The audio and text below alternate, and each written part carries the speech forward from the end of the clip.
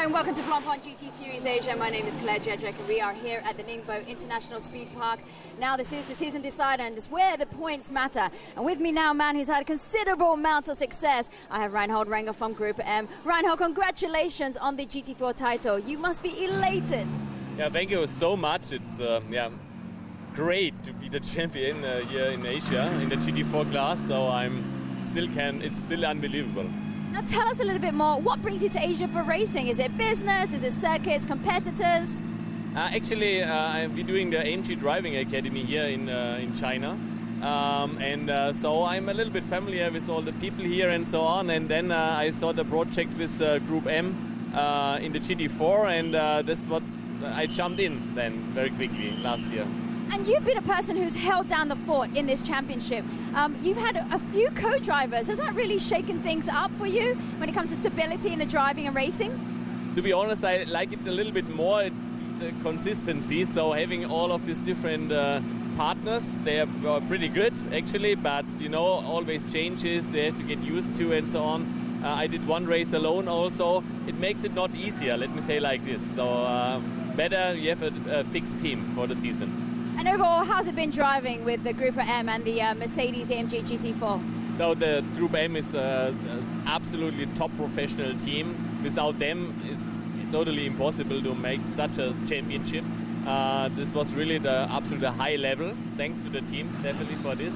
The AMG GT4 car is a brilliant car and very reliable and very fast. And so it's the first choice to be champion. Okay, well, congratulations once again. And with that, there is a battle that is still going on. We're going to take a look at some of the highlights in round 11.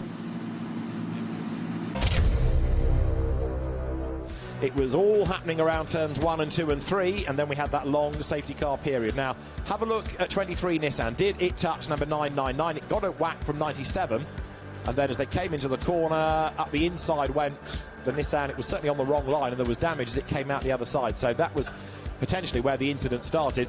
Off the road, poleman Nico Bastien in the gravel, badly delayed Roelof Browns, but it was an amazing recovery as then tagged into a spin.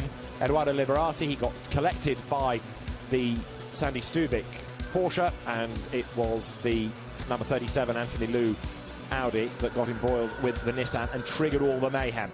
So, safety car period required. It was a long safety car period as well. And there were some very frustrated drivers down in the pit lane trying to explain exactly who did what to which and to whom. Safety car lights out, race underway. Dennis Lynn led. John O'Lester, who had really lucked in with all the drama at the start, he was up into second place. Hustling on was Andre Couto in the Phoenix Run Bentley. So too was the recovering Roelof Browns. Alexander Matchell went wide and gave him a place as the pit window opened and everyone came streaming down the pit lane. Frankie Chang gave way to Martin Rump. That car in second place, that's where it would finish. As up front, John O'Lester handed over to Nick Foster. Great battles on track, largely between number 63 of Marco Mappelli and 28 Ferrari of Tim Slade. Dennis Lynn pitted out of the lead as late as he dared. He was delayed on his way in by the Ken Urata Max Chen BMW. And when he blasted out, Martin Kodrich was running third. Lost places on his outlap, but then Alex Young fell down the order as well after the pit stop for number 5 Bentley, and that car also had to serve a 1 second stop-go penalty, which in the end put it down to 13th. He was in danger of being roughed up a little bit as well, Alex Young, by Aidan Reed. Thankfully contact avoided, but the Bentley clearly didn't work in the second stint because even before the penalty it was losing plenty of places, much to the frustration of the team. Mitch Gilbert had got a decent position after the pit window, but then that car too started to lose places. He ran wide coming out of the last corner, and up past him went Manuel Metzger. The next driver to come up to attack was Adeli Fong. We lost though number 11 of Brian Lee, and that brought out the safety car for a second time. We had a handful of racing laps at the very end, through which Nick Foster was able to control the lead, but Mitch Gilbert lost another place to Raffaele Marciello, the 888 Mercedes accelerating its way through the field, and Marciello then did a move on Kodrich, pushing him back into 6th position and teeing up a real championship fight tomorrow. Nick Foster and John O'Lester scoring victory then in round 11 of Blancpain GT Series Asia. A great drive by the Ferrari crew. It's win number 2 of the season. They won by 2.5 seconds with Martin Rump and Frankie Chang second, Manuel Metzger and Roelof Browns in third.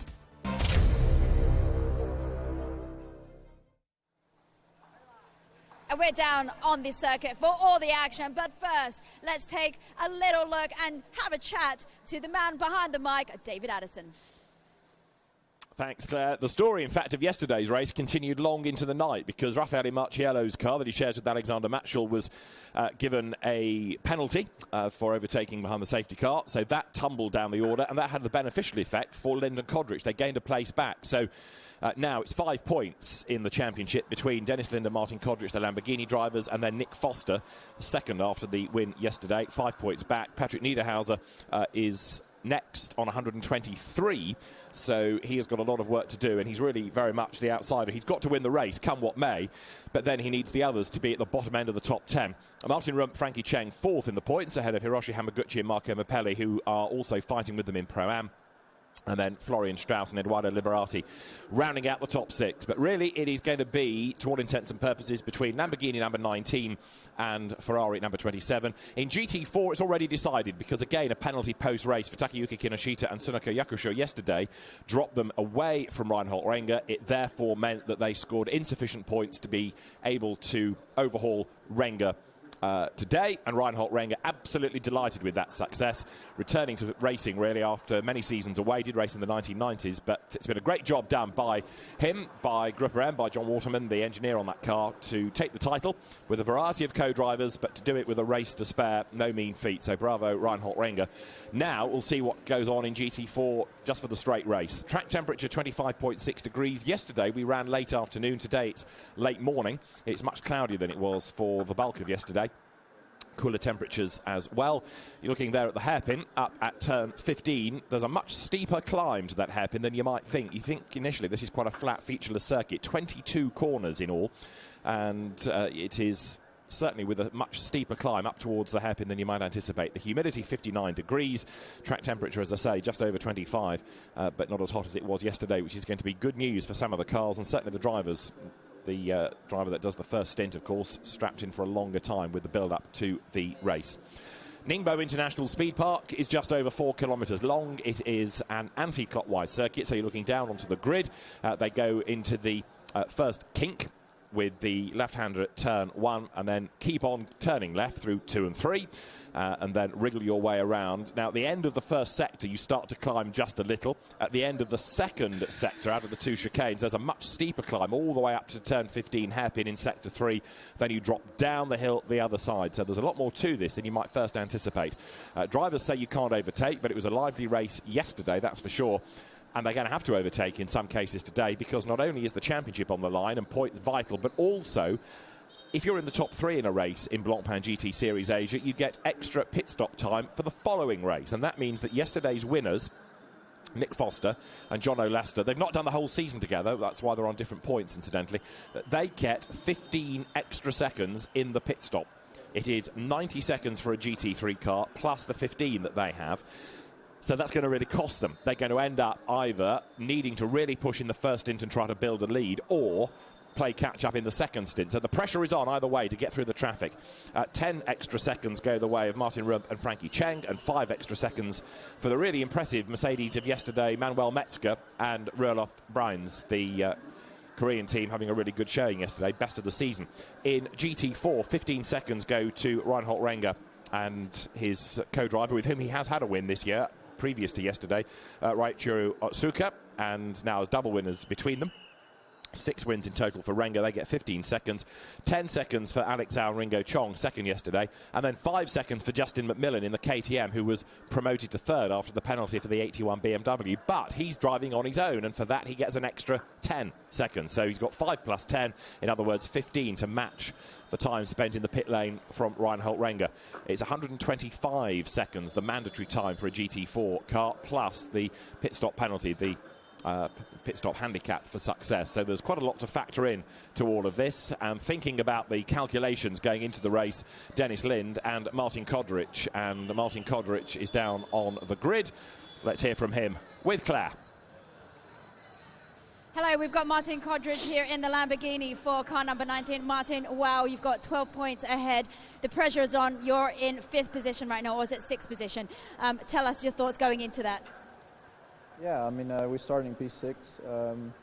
yeah, the goal for this race is just to have a good race. We know the car is fast, and we just need to get clean through the start and push as much as we can, and yeah, so hopefully get the championship at the end. Right, I'm actually going to have a quick chat here to Dennis. Dennis, you've got to take over the car, so the pressure really is on. He's going to set the scene up for you. Yeah, we usually get along well in that respect, so I think we're going to have a good race. We're in a good position. We are just behind where we want to be, so I think we can pull this one off. Game on, good luck. Just to clarify, it was 12 points coming into the weekend, but after yesterday's results, with the win for the Ferrari and a fifth for the Lamborghini, that gap is down to 5 points. So it does put the pressure on the Lamborghini squad a little bit. The FFF racing team has really come on apace since last year. Slightly revamped personnel in the team and a different ethos, and it's certainly paying dividends. It's been a very good squad this year, not only with number 19 fighting for the overall championship, double winners, but also Hiroshi Hamaguchi and Marco Mappelli leading lights within the Pro-Am competition, which we'll come to as well during the course of the next 60 minutes. The scene is set then for the final round of Blancpain GT Series Asia for 2018. It's extraordinary to think how far this championship has come in a very short space of time, because we've not yet had 2 full seasons. We've not yet had 24 races in the championship's history. But the quality of the entry and the number of brands represented and the quality of the teams and drivers as well, just outstanding. Lining up on pole position then is Raffaele Marciello. Bizarrely, his first pole of the season alongside his Tim Slade's yellow Ferrari. Now that Ferrari will play a very important part in this, methinks, because it needs to let 27 get ahead and then it needs to hold up the opposition. So do not be surprised if, as you look down at the number 27 car that ran second in the championship, do not be surprised if you see 28 be the real spoiler. Let this car go for the championship and then hold up the rest to enable them to try to get away, and then come some way, of course, to compromising or coming over that 15-second handicap they're going to get in the pit lane. So 28 could well be the sacrificial lamb here. You'd expect it to be so as far as the championship is concerned. 97 there, started by Manuel Metzger, the very, very quick Mercedes specialist who's joining Roelof Browns. And there's the equivalent, but in GT4. See how far more standard a GT4 car looks.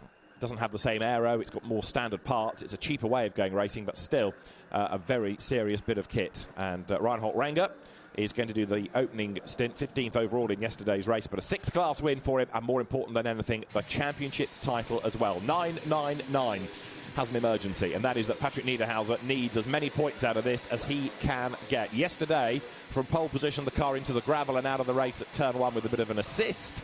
Well, Niederhauser has got to win, come what may, but then he needs the other 2 that he's fighting for in the championship to be 9th or 10th or lower. So it really is very much the outside bet. It could be the race-winning car, and again, anticipate 888 perhaps to be the sacrificial lamb there to let 999 get up the order and take the point. So there's the race, there's the championship, and there's the team situation. What are the teams going to do to try and get the best result for their drivers? The grid is formed.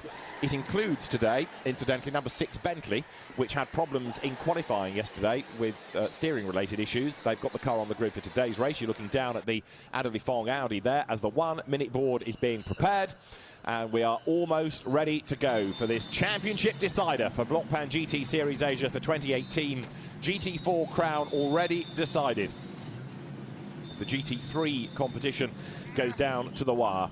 We have lost, sadly, for today's race, the TTR team SARD Porsche of Tony Fong and Brian Lee. That had an engine drama yesterday, brought out the safety car late race. Also from yesterday, a 5-place grid drop for Nissan number 23 for triggering the incident at the very start of the race. So that puts Florian Strauss down to 16th on the grid, and Mitch Gilbert given a 5-place grid drop for a bit of elbows out driving against Adderley Fong in the qualifying session, coming onto the pit straight, in fact, and so Mitch Gilbert drops to 19th on the grid, the back of the GT3 grid. There is Ravin, the series race director, who will orchestrate the start. He'll let the pace car, as it effectively is, the safety car, get away, give that 15 seconds of grace, and then release the race cars. So the GT3 grid starts ahead of GT4, irrespective of what the times are. GT3 will start ahead, and the field blasts away then. Now Raffaele Marciello, the man from pole position, who's already won in Blancpain GT racing in Europe this year on the Sprint Championship, for example. He accelerates away Tim Slade, supercar racer, with him at the front of the grid.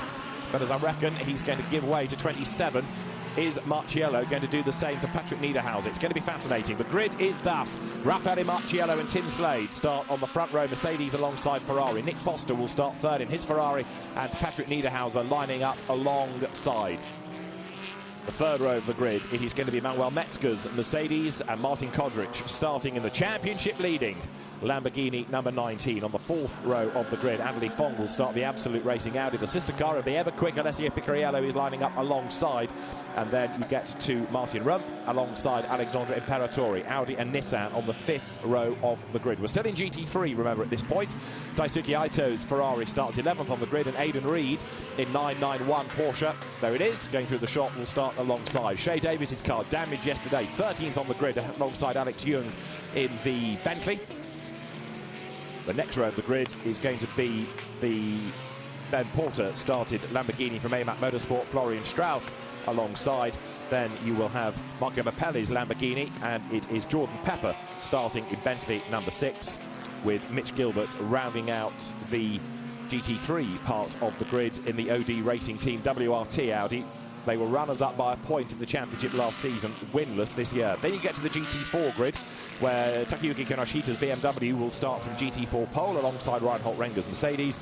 Then you've got the KTM of Justin McMillan lining up alongside Alex Au in the Team iRace.win Mercedes he shares with Ringo Chong. Diana Rosario starts 25th on the grid in the Mercedes, the all-girl car of the Craft Bamboo Racing Squad, shared with Naomi Shang alongside his Max Chen and Ken Arata's BMW, with Masahiko Aida completing the grid there in Porsche number 17 in its pseudo martini colours. That is the grid then for this final round of Blancpain GT Series Asia for 2018. The cars now making their way down towards the final couple of corners. They get themselves in the Noah's Ark 2x2 formation, ready for the start.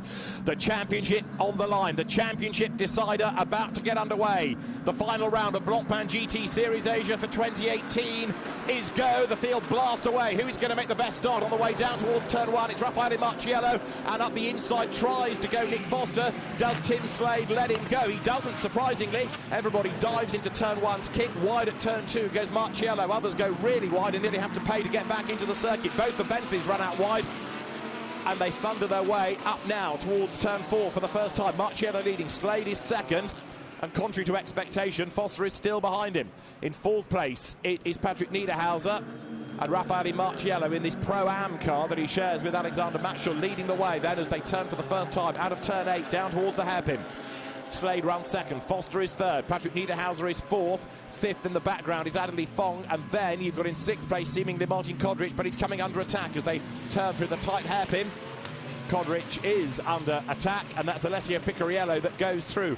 Kodrich doesn't want to give away places, but he can't afford to get involved in dramas, and there is drama in the background. Daisuke Aito's Ferrari, I think, was one of them, and it looks as though it might have been the Aidan Reed Porsche that was the other car involved. There's been drama, though, on that run up towards turn 10. There is Aito, and there, look, is also 991. It was Aidan Reed. That could well be a safety car early doors. Two cars out right from the start of the race. Both have got damage. There is the GT4 champion, Reinhold Renger, keeping out of trouble as up towards the completion of lap 1 comes Raffaele Marchiello down the hill. It's quite a steep drop, this, all the way through 16, 17, and then you turn through the sharp right at turn 18. Mitch Gilbert trying to make progress, though he's got past Ben Porter's Lamborghini.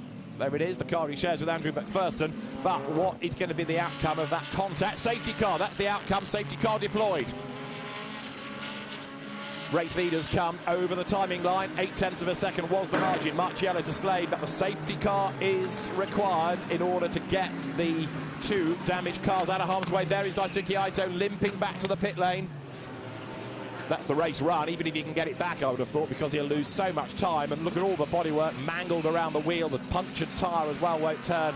And there, a very sorry end to a sorry season for Porsche, I'm afraid. Aidan Reed, very, very talented young driver, Aidan Reed. We've not seen the best of him with broken suspension and damaged bodywork. The Porsche is going no further. Great shame. He's trying to get it off the grass, but ain't going anywhere. A bit of overnight rain won't help that either. But Aidan Reed switching camps from Lamborghini to Porsche this year. He was with Lamborghini last season, and you might be thinking, I wish I'd stayed put, really, because the Lamborghinis have been far fleeter than the Porsches this year. Great shame that he's out of the race. Safety car deployed then on the opening lap, just like yesterday. They got to at least turn 4 today. Dramas yesterday, and so now the cars will turn their way up through the approach to the incident zone. They're coming out of the hairpin behind the safety car. No overtaking, of course, and the race neutralised so the cars can be retrieved. Now down the pit lane has just limped what's left of the Ferrari. We'll see whether it can go back in the race, but even if it does, it will lose at least 2 laps, I would have thought. And there it is, you can see the damage. And so down he comes, heading towards the pit garage. And Daisuke Aito's team, the ARN Racing Squad, will have a look at this and assess whether it's worth doing anything. They're going to have to trolley it round into the garage anyway in order to do the work, but there's not a huge amount of enthusiasm for a long repair job. Interesting to try and piece together how they got into contact, but the net result is that that car is in the pit lane. Aidan Reid's Porsche is out of the race. Raffaele Marciello then, race leader ahead of Tim Slade. Nick Foster running 3rd. So if the team is planning a switch, it's not been done yet. And this safety car period is bad news for Nick Foster, remember, with that 15-second pit stop handicap that he's got to try to overcome. So as the field now wriggles its way downhill for the 2nd time, safety car on track.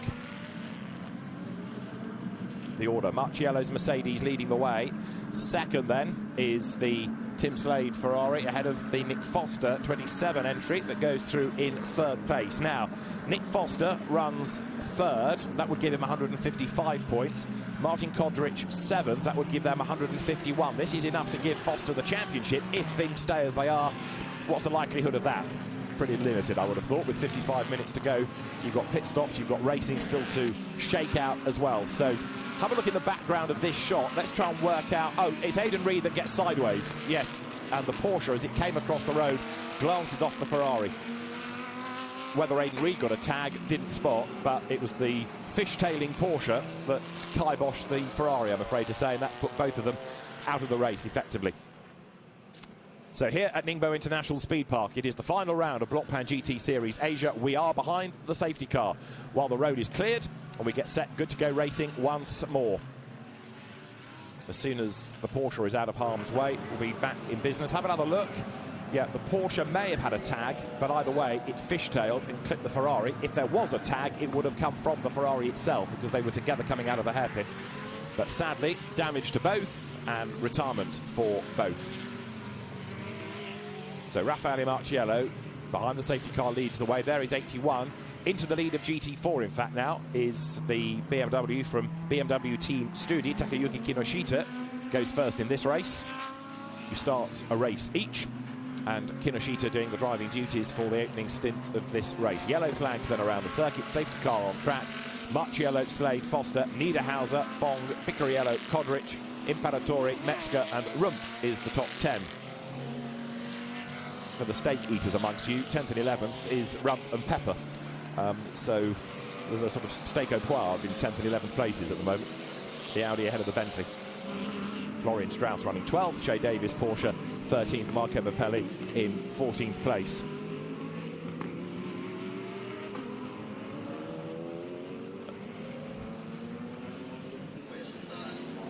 Raffaele Marciello then behind the safety car, turns his way downhill. The teams look on the pit wall, looking at the timing screens, looking at the data, and wondering when we will be back in business, because it's clearly taking a bit longer than hoped to get the Porsche out of the way. So just like yesterday, this long early safety car period affects the way that some teams' strategy will play out. It certainly affects Mitch Gilbert. He's only gained 1 place. Contact between the Porsche and the Ferrari at turn 9 under investigation. Perhaps that was inevitable.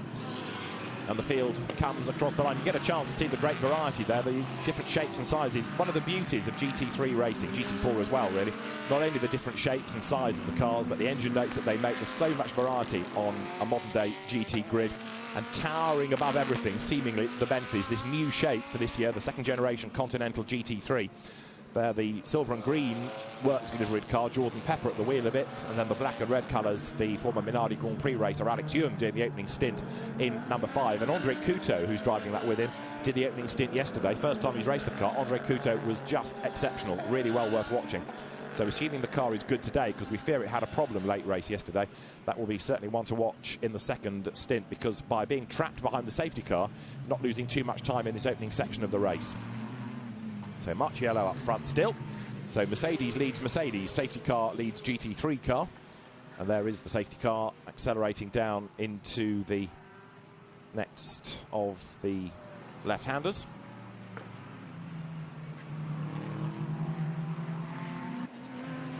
KCMG team that operates the Nissans see Alexandre Imperatori in 8th place and Florian Strauss in 12th. Bad day at the office yesterday because they lost the Liberati and Strauss car very early on in the race with the damage sustained at turn 4. But today, going much better. Florian Strauss doing the opening stint in 23. Alexandre Imperatori, who's been a winner this year outright in the Pro-Am car that he shares with Yuki Taniguchi, the video game developer. That's running in 8th spot. Here's another look at the incident. Does the Ferrari tag the red Porsche is the question we're trying to answer. They are very close coming out of the corner. Not sure there was a contact, but you can see the Porsche fishtails, and then as it comes across the road, there's just nowhere that Daisuke Aito can go, and it's a big hit that actually. In slow motion, it looks even bigger than at normal speed. I suspect the car got briefly airborne, so certainly a big amount of damage to that. And 991, broken suspension needing to be retrieved. So we've had effectively now the first 9 minutes of the race, and just under one racing lap was completed. Yesterday's race had 2 safety car periods. There was a second late race safety car period. We got 31 laps in, so that's the target, assuming we don't get another interruption. But the frustration will come now from the pit wall for those drivers that are being compromised in this opening section by being behind the safety car still. But for Ferrari 27 currently, it has the advantage in the championship. At 999 for the moment is out of the hunt completely. Patrick Niederhauser has got to win this race. Safety car in at the end of this lap. We're ready to go. Safety car will be in at the end of the lap.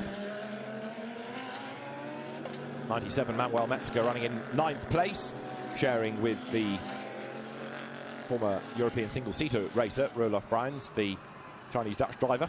And the safety car then heads towards the end of the lap. You can tell the teams have given the message to the drivers because suddenly everybody starts weaving now to get the warmth back in the tyres, to get the pressures back up, ready to go racing. Bear in mind, safety cars breed safety cars, and so now with everybody bunched up, are we going to have another pinch point over the first couple of corners? They're turning through Kinoshita leading in GT4 from Renga, and then Ao, Alex Ao, making the step from GT3 across to GT4 for this season. Going strongly, having taken over the seat vacated by Gilles Vannelet, who won with Ringo Chong earlier on in the season. Right, pace starts to quicken. We've got just under 50 minutes of the race to go. There's the chicane, turn 11 and 12, where certainly in qualifying, drivers leaping over the curbs. See the way that the GT4 cars are falling back a little bit. Kinoshita could do it getting a bit of a wriggle on here just to catch up again. The lights out on the safety car confirms it will peel in at the end of this lap as it comes down now into turn 17. You almost fall down the hill here and then wriggle up towards the end of the lap. The safety car will peel in. Raffaele Marciello, Tim Slade, Nick Foster.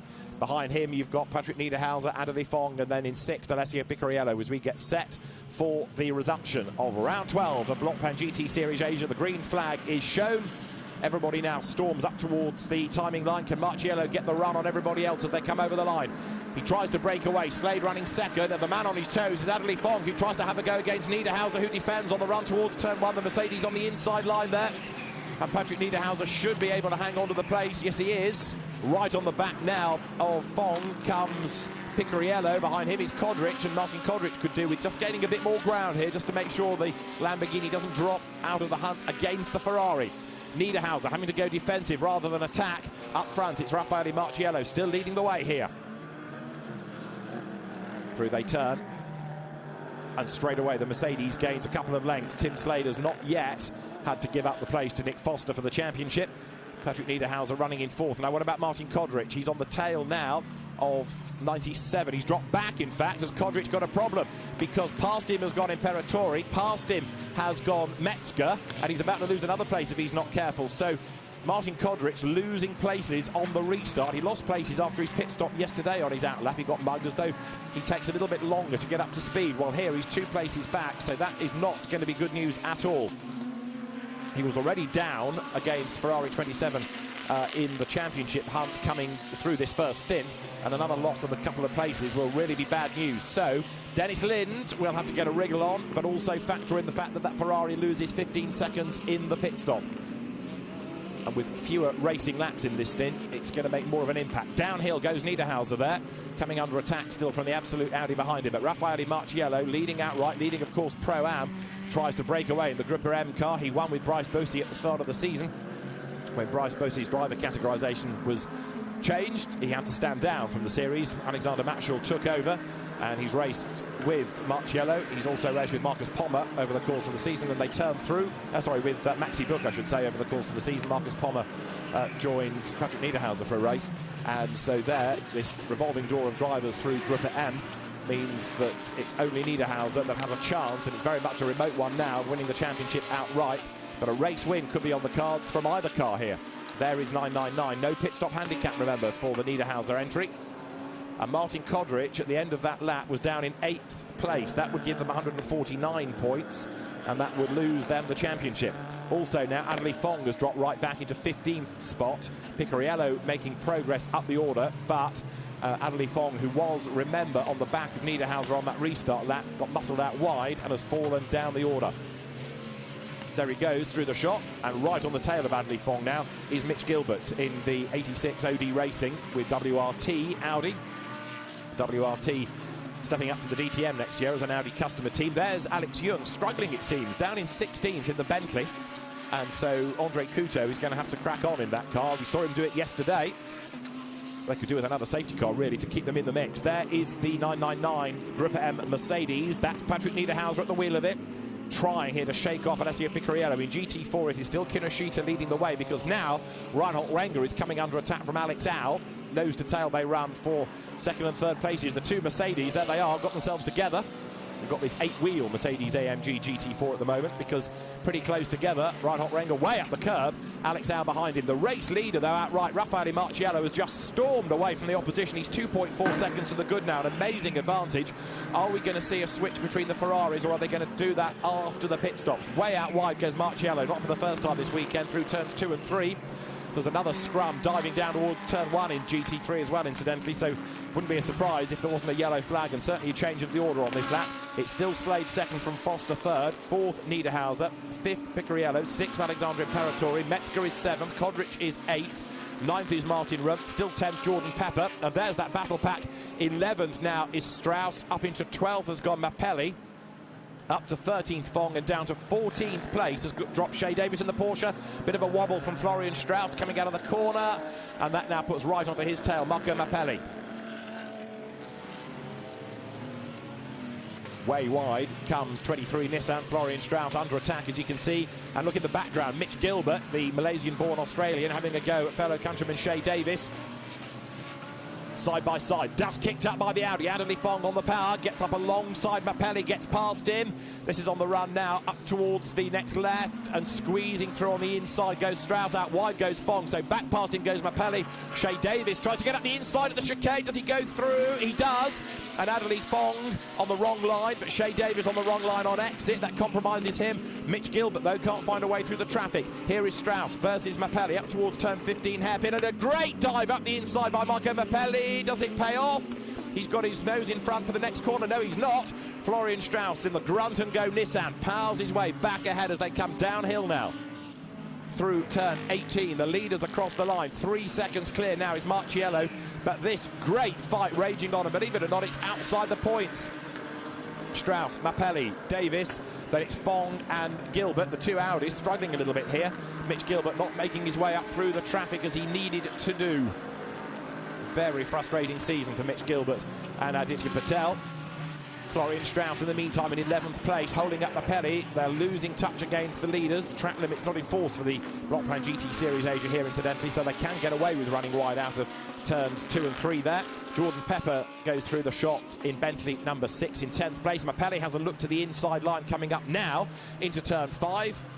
But again, he is denied the chance by Florian Strauss. He gets a tighter line coming through turn 6. Bit of a climb here.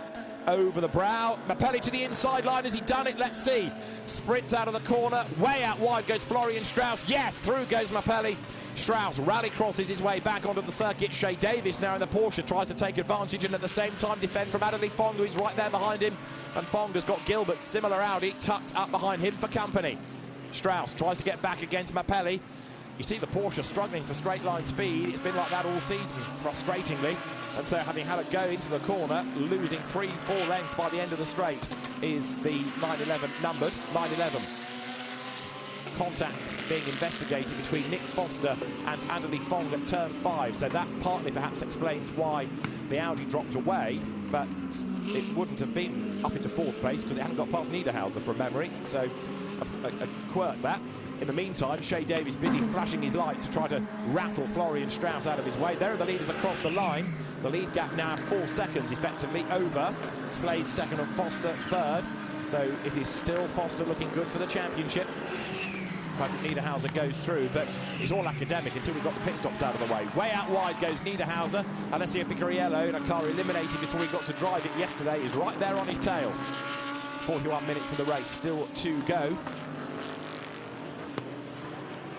And the contact has now been changed from 27 Ferrari to 37 Audi against Adderley Fong. That makes a bit more sense. Picariello and Fong getting together. Trouble is, of course, they're teammates, aren't they, at Absolute Racing, so that won't go down a storm in the pit bunker at the end of the race. So there you've got Patrick Niederhauser under attack now from Alessio Picariello, upholding Audi honour here. He's the best placed of those Audi-mounted drivers. Behind him, look, it is the Eduardo Liberati-driven number 18 Nissan. Sorry, not Liberati, I should say, Imperatori, forgive me, driven Nissan. Alexandre Imperatori running in 6th place. Liberati gets into the Strauss car. It's currently in 12th place, further back for KCMG. 40 minutes on the clock still. We've done 9 laps, many of which were behind the safety car. Raffaele Marciello leads by 4 seconds. And there is 666 Reinhold Renger closing up once more onto the back of Kinoshita, which means he's getting away from Renger in the GT4 battle for 2nd place.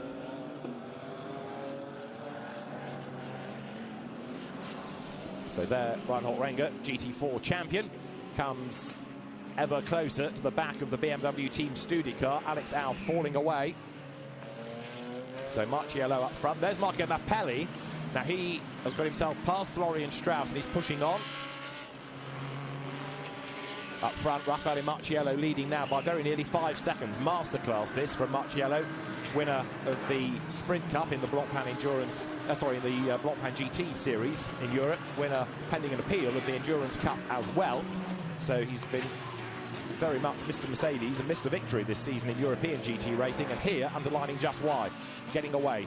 The leader of GT3, the Italian, comes now into the hairpin. Out of turn 9 he goes. And there's nobody behind him applying the pressure. Slade still 2nd. 3rd, Nick Foster, the Hub Auto Corsa cars. And remember, those affected by the pit stops. Foster 3rd. Then you've got in 9th place Martin Rump and Manuel Metzger down in 97, 7th place at the moment. So that should bring the number 19 Kodrich and Lind Lamborghini back into the mix. So there is Foster, not on the tail of his teammates, but maybe they will think about the team situation in that 2nd stint where they know what the race order is likely to be. In GT4, battle is on. Kinoshita, frustrated that he's not fighting for the championship in this race, certainly wants a race win. So Takayuki Kinoshita wriggles out of the turn 4-5 sequence, over the brow, looping around that long right-hander, and now the short run up towards the hairpin at the back of the lap. Patrick Niederhauser has just gone over the timing line, incidentally, still under attack from Alessio Picariello and dropping away from the sister Grupper M car. So Niederhauser's chances are evaporating all the time. In contrast, the GT4 champion there, Reinhold Renger, gets ever closer to Kinoshita. At the start of this lap, it was 0.292 of a second between them. Alex Au, third in GT4 in the background in the Team iRace.win Mercedes. Renger hard at work. There are the leaders going through in GT3. And a slow Mercedes, that's Niederhauser. Patrick Niederhauser has slowed right down. He's either got damage or a puncture by the look of it. I think the car was just crabbing slightly as he came into view. There's certainly smoke. Has he got a puncture? There's something, I fear, on the left rear corner. Has a tyre gone down? It has. Or a loose wheel or broken suspension. It's broken suspension. So Patrick Niederhauser, was that contact with another car or has he run wide over a curb? Either way, Patrick Niederhauser's chances of being Blancpain GT Series Asia champion have gone. 999 is effectively out of the race. Niederhauser is limping on, but you can see the car vibrating massively. But how did the breakage occur? Was it contact? Was it a failure? Patrick Niederhauser is dragging it back to the pit lane, but Grupper M, mixed fortunes. They've won the GT4 title, and contact between Picariello and Niederhauser at turn 9 is under investigation. So that partly answers it, doesn't it? There was a nudge between Picariello and Niederhauser, and that's the second bit of contact Picariello is being looked at for, isn't it? There's a constant in all of that. So Patrick Niederhauser's championship dream was really on the back foot after yesterday at turn 1, and now it's definitely gone. The leaders are in traffic as well now, picking their way through the GT4 cars. Now that, of course, gives Martin Kodrich a place back, puts him up into 7th. 151 points against the 155 currently of Foster. Not enough to win the championship, but in the second stint it will have far more relevance, this championship situation. The pit window will be open for the leaders at the end of this lap, I would propose, because it's at the 25 to 35 minute mark. There is Alex Au, currently in 20th place. And we lost Aidan Reed early on in the race, and the Porsche driver has made it back to the pit lane. He can tell his side of the story because Aidan Reed is with Claire. All right, we've got Aidan Reed in the car 991 Porsche, and it comes to bumper action. It looks like things went a little bit too far. Aidan, what went down? To be honest, I really just wanted to settle into a rhythm and get into single file. After the first few corners, it was very hectic.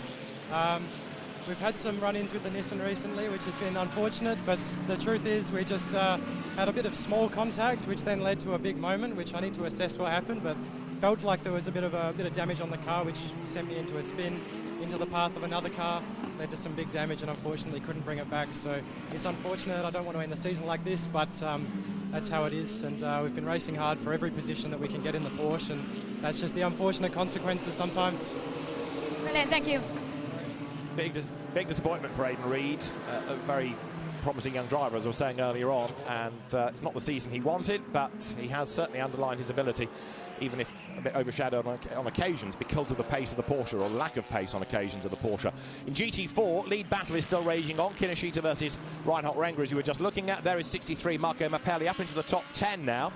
Into the pit lane, Martin Kodrich, so Kodrich giving Dennis Lin maximum time behind the wheel.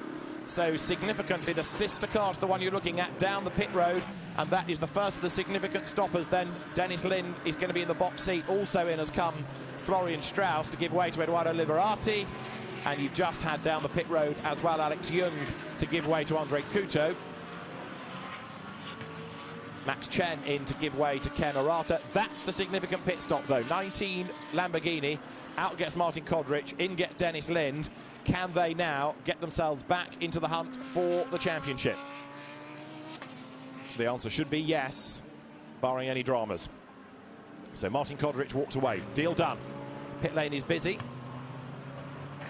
New tyres on the 23 Nissan for Eduardo Liberati. Andre Couto getting into the champion-sponsored Bentley. And there in 888 is Raffaele Marciello leading the way. You can anticipate he'll stay out for as long as possible because he is the quicker of the two drivers in the Pro-Am car. Drops down the hill now. Through he turns.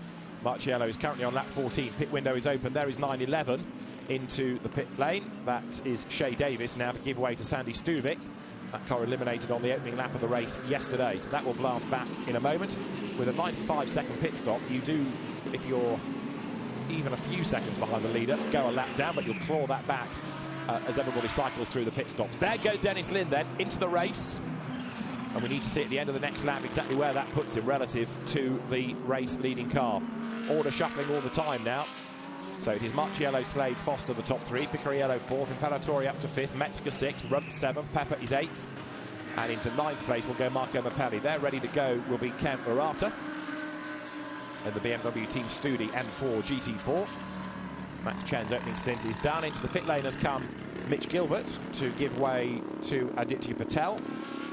So Mitch Gilbert ends his driving duties for Blancpain GT Series Asia Season 2. And they're ready to leave in the background. Ken Orata, 666 Reinhard Renger is in then now to give way to his Japanese co-driver of Raichiro Otsuka. Winners yesterday, winners also earlier on in the season. They were victorious together in Japan at Suzuka in the second of the two races there.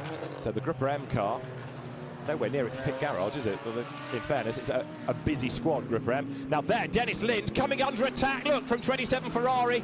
This is very significant for the championship. They're on different laps at the moment, but the Nick Foster Ferrari does not want to get held up behind Dennis Lind. Dennis Lind does not want to tangle with him, so Lind is trying to break away as they come down the hill. Absolutely nose to tail. What does Dennis Lind do? Does he put up a fight or let him go? He's got to defend up the curb, though. There goes poor Nick Foster. There's contact. Is there a brief brush between them? Heart-in-mouth stuff for the drivers and for the teams here. Does the Ferrari pit? It does. The Ferrari pits. The battle for the moment is over. Sigh of relief all round that the contact didn't come. Right, Martin Kodrich will have been watching that rather nervously. Let's hear from Kodrich because he is in the pit lane, catching his breath, ready to talk to Claire. Martin Kodrich, car number 19. Martin, it looked like there was a little bit of Chinese checkers coming down. What happened there towards mid-grid? Yeah, I mean, start has been all right, but yeah, in first corner there was a couple of touches, so I had to be pretty careful there. And then after actually initial 2 corners it was okay, and then later in the run there was another collision that I just escaped. So yeah, in the end we came in clean, and hopefully it will be enough and see how it is.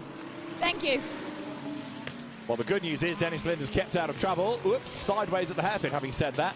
So, although he's looking like he's third on the road, he is, of course, a lap down on the leader after the pit stop. He'll get that back as everybody cycles through the stops. There is Raffaele Marchiello. We're almost at the halfway point of this championship showdown. 27 Ferrari then has pitted. Next question, where will John O'Lester, who will take over 27, rejoin relative to number 19? Remember, the Ferrari has to spend an extra 15 seconds in the pit lane as the winner yesterday. Raffaele Marchiello just getting on with the job in hand here. Go as fast as you can for as long as you can and then give way to Alexander Matschel. Marchiello's efforts here affected by the fact that he lost racing time with that safety car period, but he can do no more. Presses on now. Comes over the line. The Grupper M Mercedes AMG GT3 leading the way. Now Tim Slade running second. Does he come into the pit lane this time in the Ferrari? The answer is yes, he does.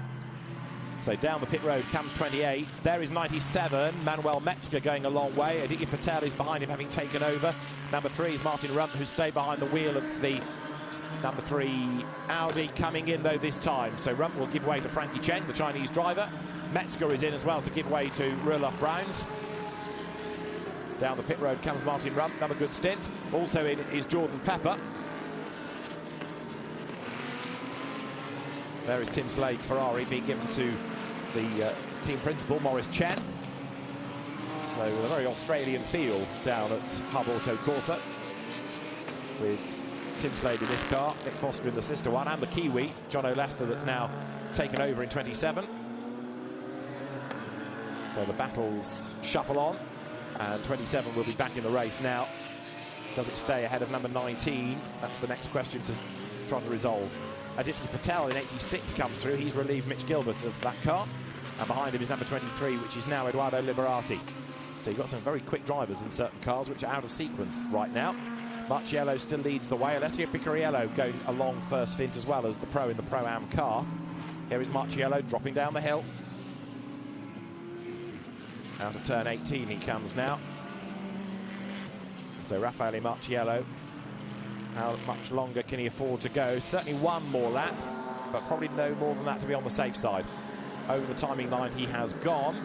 Just up the road ahead of him is the 27 Ferrari, which I think is going to be still ahead of 19. We'll wait and see on the next lap through. Raffaele Marciello it is then, clear at the moment.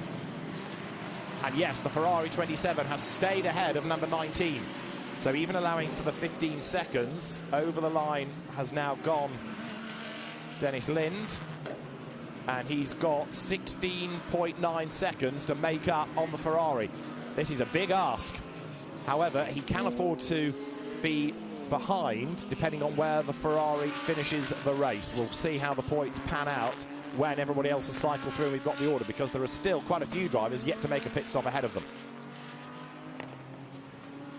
But Jono Lester in the Ferrari is the man behind the wheel, being shown on the timing screen as Nick Foster, but Jono Lester it is, and he's being chased by Dennis Lind. So we'll see how that pans out over the remaining 27 minutes of the race.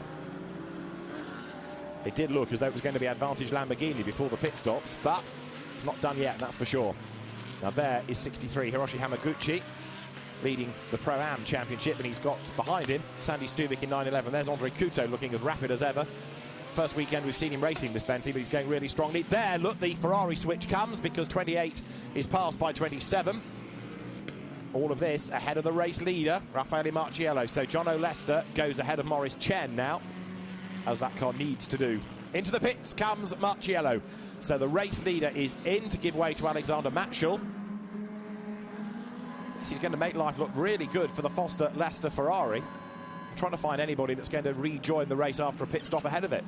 It's going to be very interesting indeed, this, to see whether the car can take a second win of the weekend even. Despite that 15-second penalty, the safety car has really helped it in that respect, it would seem. 97 has just gone by, Rudolph Brown's. New tyres go on for Alexander Matschel's stint. Alessio Picariello has come in, so also in is Alexandre Imperatori. So wait to see what the gap is between Foster and Lind. It's coming down slightly. There is Mapelli into the pit lane to give way to Hamaguchi. But now Dennis Lind has got Maurice Chen between him and the Ferrari, so he's going to try and find a way past the team car. Maurice Chen, if he's doing the right thing here, will stick out his elbows and defend and try and let 27 escape up the road. There is Dennis the Menace chasing on behind. Out of the hairpin. And Dennis Lind started this lap 13.9 seconds behind the yellow Ferrari. He has still got a lot of work to do, that's for sure. 97 Roloff Brown's having a really good weekend here. The Indigo Racing squad, the Korean team. Number 3, Frankie Cheng, has taken that car over and stays behind 97 then. Same track position as he comes through the chicane. On the podium yesterday, that car finishing in second place. Right, there is Mapelli to Hamaguchi, and that's Alexander Matschel going into the race. The team manager of 27 Ferrari report to race control now. So the championship leading Ferrari, the team manager being summoned to race control. For why, we do not know. But it is number 27, there it is, the team manager being summoned up to see the race director. This story could rumble on not only on the track, but in the clerk of the course, the race director's office. We'll wait and see what comes out of it. Jono Lester at the wheel.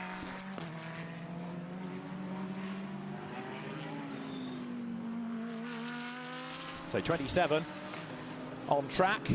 There are a myriad things it could be. Driving standards or pit stops, safety car restarts. We'll wait and see what comes through. But number 27 Ferrari, we understand it is the pit stop time, which was not adhered to. So a pit stop penalty potentially for number 27. Remember, it was the 90 seconds plus 15, and that time was not reached. Of course, all the data is there from the official timekeepers of pit in beam to pit out. You can't really argue with it, and so it looks as though a penalty will come for 27 Ferrari because of being short on the pit stop. We await confirmation, but that's what we're being told. Through the chicane comes through the chicane. How, when it's so important, can you get it wrong? Well, it happens time and time again in the heat of battle. Yellow flag at turn 7, And that's the reason the KTM has gone off the road. Can that get going? Are we going to need another neutralisation to hoik it out of harm's way? Justin McMillan, the Australian, driving solo. The KTM Crossbow GT4 has a problem. It's well out of harm's way there, but yellow flags warn the drivers. Alexander Matschott is the race leader. Let's just get back to what's going on the circuit, because there's a lot happening in this race, both on and off. And there is Roelof Browns getting up alongside Hiroshi Hamaguchi. The Lamborghini, though, ahead as they drop down the hill. Just Roelof Browns going really well this weekend, and he too is under attack from Frankie Cheng. Look, so this is a genuine fight, the three of them all fighting for position. It's not cars on different laps. Right, Matschott is leading Foster by 11.8 seconds. Third is the 37 Anthony Liu Audi. Fourth is Maurice Chen. Fifth is Dennis Lind. So Lind has got a lot of work to do still, and that perhaps underlines the question mark over the pit stop for the Ferrari, allowing for the 15 seconds. How has it done so well? Well, seemingly it didn't do the requisite time. Alexander Matschott led in Shanghai, remember, in the second race, and had a late race spin down to third. Could he hang on here? He's being chased by a car that's got this Damocletian investigation, and then in third place another Pro-Am entry. So your top two silvers of Pro are Foster and Leicester, and then Lind and Kodrich, second and fifth. There is the Ferrari then. So Jono Leicester at the wheel, over the curbs. And that car still second on the road, whilst the decisions come from race control. There is 27 Ferrari then, out of turn 15. Jono Leicester at the wheel as he accelerates down the hill.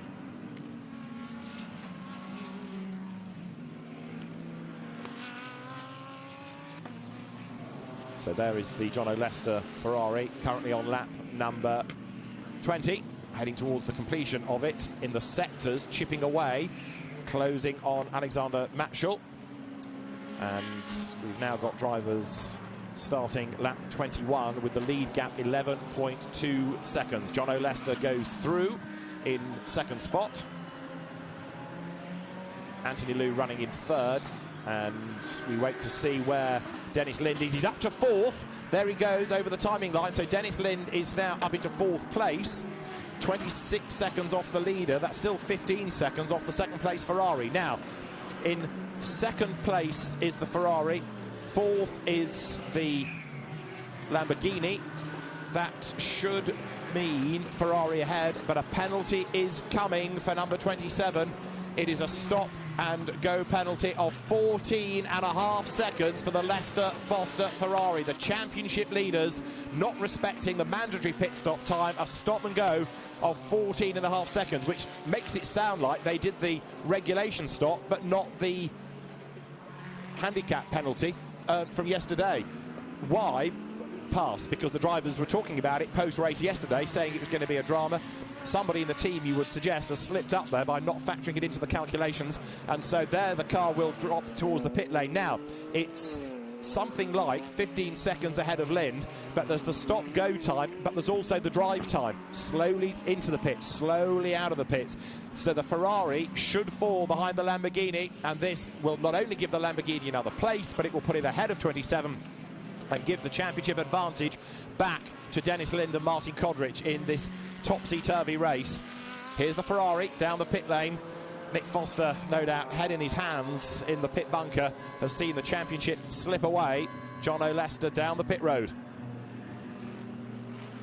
So the car will have to stop for the 14.5 seconds. There it is. And it goes. That wasn't 14.5 seconds. Absolutely no way was that a 14.5 second stop-go penalty. That was a stop-go. Maybe the message wasn't communicated to the driver about the time, but they're going to have to come back in and do it again, aren't they? So 2 team errors seemingly here, and that absolutely spells disaster. The team manager is being summoned again because the car, it was on the timing screen for everybody to see. 14.5 second stop-go penalty. It did not do it. It'll have to come in again and serve it. Blimey. When it's not your day, it's not your day. After a good first stint, it's all unravelled. Seemingly not the driver's fault, but the team, the pit crew. So the stop-go penalty should have been 14.5 seconds, and as you saw, it was just operated by the team as a stop-go. Now, was that the team saying go, or was that Jono Lester misinterpreting what he should have done? Either way, they're out of the game completely now. 888, Alexander Matschel leads the race, and it will be the other Pro-Am contender in this, Anthony Liu, up into second place, pending anything that comes out of Picariello post-race. 911 is stationary. Sandy Stuvik, that's where he stopped on the first lap yesterday with damage, but the Porsche out of the race again, seemingly. Now, that's a bit close to the edge of the road for comfort. The race director trying to sort out penalties at the moment, but he might have to call a safety car to easily get that car out of harm's way, unless Sandy Stuvik can do a Control-Alt-Delete and restart it. So Matschel leading the way. In second place, it should be now number 37. There is 63. That's the Hamaguchi Lamborghini. About to lose a place, I fear, because up on the inside line goes number 23. Eduardo Liberati is charging along, and he goes through as they drop down the hill. Aditya Patel in the background. So Matschel is leading by nearly 20 seconds from Anthony Liu. Dennis Lind is up into third place now. So he's gained one place as there Patel goes ahead of Hamaguchi. Lind has gained one place from Jono Lester because of Lester's first stop-go, where there was a lot more go than stop. We'll see what happens on the second one. They're going to surely have to serve. Sean Tong just going through shot. Bentley 6 up into 8th place. So the order is Matschel in the Mercedes 888, 37 Audi Liu second, 19 Lamborghini Championship elect winners to here. You've got Dennis Lind and Martin Kodrich third. Fourth currently Jono Lester, as there Maurice Chen shows damage on the front of the Ferrari. So Jono Lester is fourth. Fifth is 97 Mercedes, Roelof Brown. Sixth is number 3 Audi, Frankie Cheng. Seventh is the 18 Nissan of Yuki Taniguchi. Eighth, number 6 Bentley, Sean Tong. Ninth, number 7 Audi of Andrew Kim. 10th, 23 Nissan, Eduardo Liberati. This is the leading car still. Alexander Matschel with 20 seconds in hand over a Pro-Am car. The win should be there, shouldn't it? You've got 16 minutes to go. And at the moment, this car is lapping quicker than the Anthony Liu Audi behind. Barring a mistake, Alexander Matschel's on target for a win here. He is the Am, but he's a very quick Am, bear in mind. So this looks pretty decent for him. So there's the double yellow flag being shown at turn 4. And 888 leads the way. Now, where is the next fight going to come from? Where's the next battle building up? It's got to be for second. Anthony Liu is being reeled in by Dennis Lind. They've just gone over the timing line, and it's 1.2 seconds between the Audi and the Lamborghini. You're looking at the race leader, but behind them, the gap's coming down for second and third. Turning their way out of turn 7, race leader Alexander Matschel.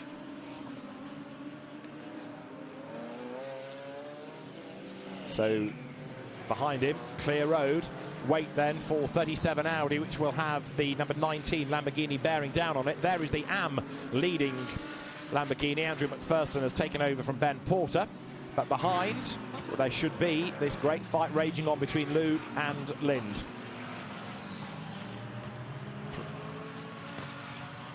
Now, another talking point of the weekend has been the Naomi Zhang, Diana Rosario Mercedes, the first all-girl crew to race in Blancpain GT Series Asia. And Claire has caught up with Diana Rosario in the pit lane. Hi guys, we're here with Mercedes AMG. We've got Thomas here, who is the head of AMG for Greater China, as well as Diana Rosario. Diana, tell us, what a great experience, especially with all this hype right now with women in motorsport. It's really, really excited to have an all-female crew in such a high level of series. And then I think we did pretty good in yesterday. And then for my stance, for starting the race, actually it's pretty good. We managed to overtake one car.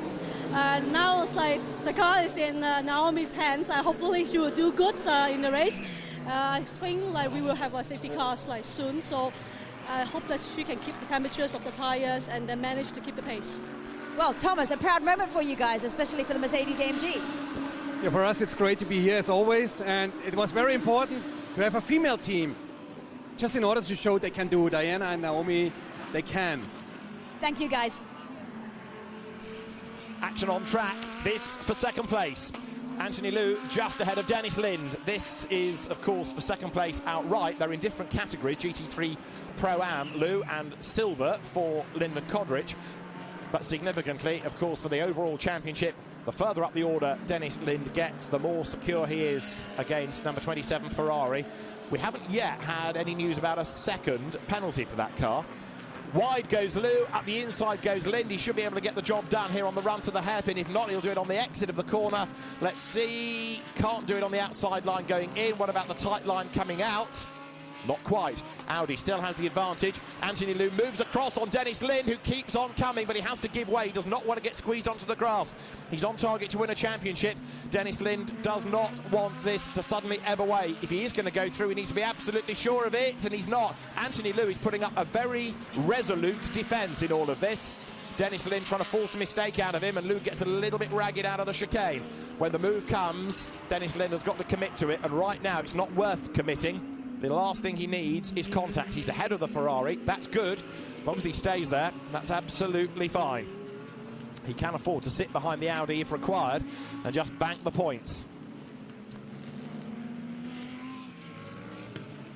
Now, we understand that the number 27 Ferrari, this is coming from race control, will have to come back in and do that 14.5-second stop-go. That was the penalty. He has not served it, so it must do it. And so that's just going to throw it yet further down the order. Over the timing line goes 37 Anthony Liu. Dennis Lind right there behind him. And down through turn 1's kink. They turn back into the pit lane. Is coming 27 Ferrari. The stop-go for John O'Lester is coming this time. You're looking at what's going on the road for second and third. And that's the pit crew. And this time, there's a lot of stop. 1, 2, 3... ticks away to 14.5 seconds, and that will cost that car not only any decent race result, but any good chance of winning the championship, unless the Lamborghini suddenly trips over the Audi and is out of the race. Away now goes 27. Back into the race goes John O'Lester. Accelerates from the pit outline, speed building, and back on track. So at the end of the next lap, we'll see where the car has dropped to. It will just be ahead, I think, of 28, the sister car, so it's going to be about 13th. Number 37, Anthony Liu, still ahead of Dennis Lind, and now look, back markers ahead just to complicate life. Anthony Liu bouncing over the curb. Lind tries to get up the inside. Be brave, Dennis. He doesn't want to go 3 wide in that little battle pack with traffic. He's round the outside of the Audi. He's got the job done. Heart in mouth staff, everybody watching, but he's gone through against Naomi Zhang, and now gets up past the BMW as well. So Dennis Lind, he's through the traffic, and he's ahead of the second place car now to put himself into second place overall. Dennis Lind is certainly on the attack here to win a championship with 10.5 minutes to go. The Danish driver comes down towards the end of the lap through turns 21 and 22, onto the pit straight, and now up towards the timing line. So Dennis Lind is 22.4 seconds back from Alexander Matschul. Can he do anything about the race leader? With a clear road, there's a chance, but in 10 minutes, it's a very, very tall order indeed. Way out wide goes Anthony Liu through turn 2. The two of them pushing on. And so now you've got Matschul leading Lind, 22.438 seconds. Liu is down to third. Rulof Bryan's up into 4th place. 5th now, Frankie Cheng. 6th is Yuki Taniguchi. 7th is Sean Tong. 8th, Andrew Kim. 9th, Eduardo Liberati. 10th, Aditya Patel. 11th, out of the points, Andre Kuto. 12th, the sister car to this, Hiroshi Hamaguchi's Lamborghini. There's 81 BMW. That's leading GT4. So Yukusho is ahead of Otsuka.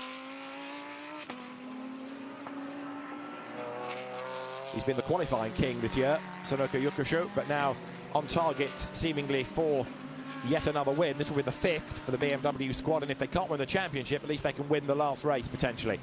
Alexander Matschul, though, would desperately like a race victory. He won in Thailand with Maxi Buk.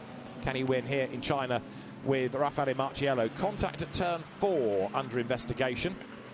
Doesn't tell us with whom, but there's contact at turn 4 being looked at.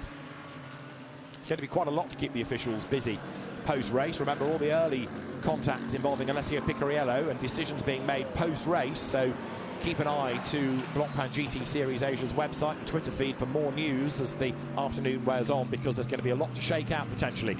There, Sean Tong in the Bentley up the inside, and he goes ahead of Taniguchi. Battle is on here. This is for 6th, and the Bentley is ahead. So Tong up to 6th spot. Down to 7th goes Taniguchi. 8th is Kim, and 9th is Liberati in the background. GT4 battle rages on. Naomi Zhang in the 88 Mercedes coming into view. And there, look, Andrew Kim gets up alongside Yuki Taniguchi, and he goes past him, coming into the final turn of the lap. Out of turn 21, number 7 Audi goes through up into 7th place now, crossing the timing line. But look, Taniguchi, with all that power out of the Nissan, fights back, and Eduardo Liberati is right there as well. You've got GT4 side by side up the road. Keo Chang in the Cayman trying to get past the Mercedes. Round the outside of him goes Andrew Kim. Up the inside goes one Nissan, up the inside goes two. And then you've got Aditya Patel's Audi and also Andre Couto in the Bentley trying to join that battle pack as well. Couto is a man on a mission, going really strongly, and there's a car stationary by the side of the road.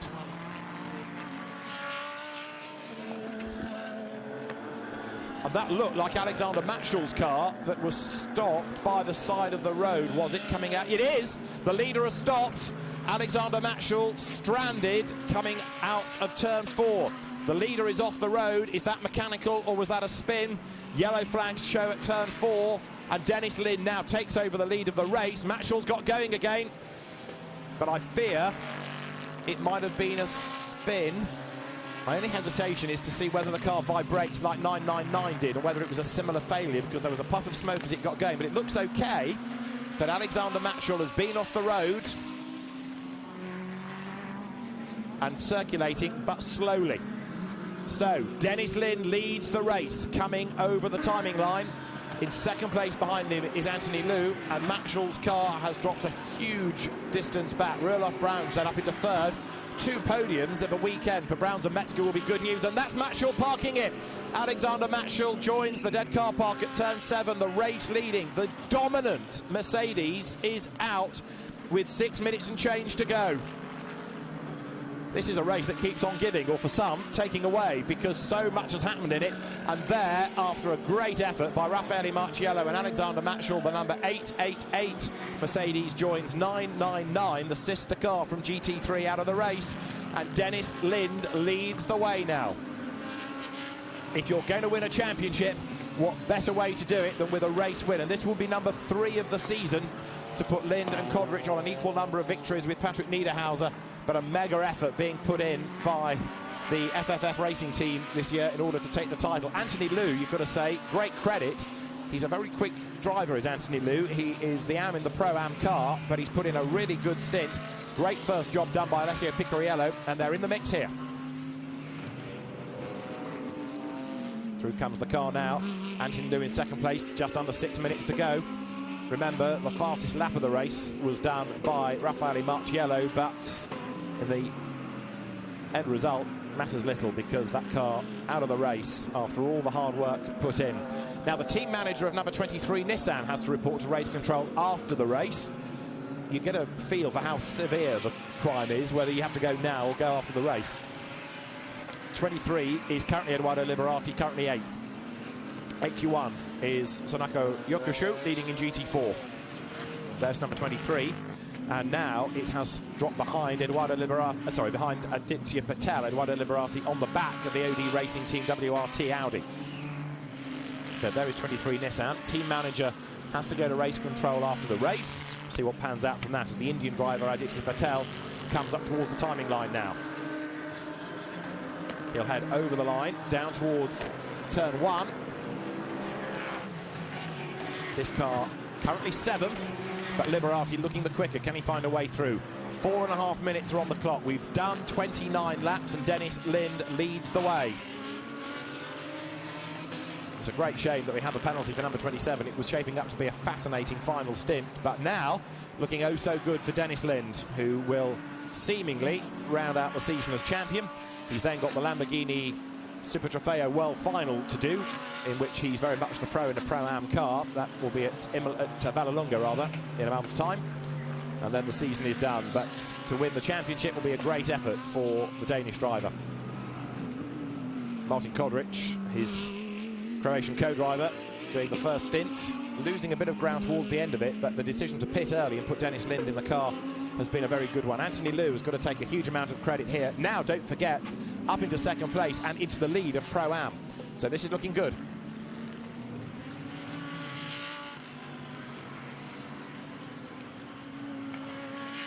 Maurice Chen, number 28, comes through. Now this, Ferrari, running in 13th place. 27 after the second stop goes down in 11th.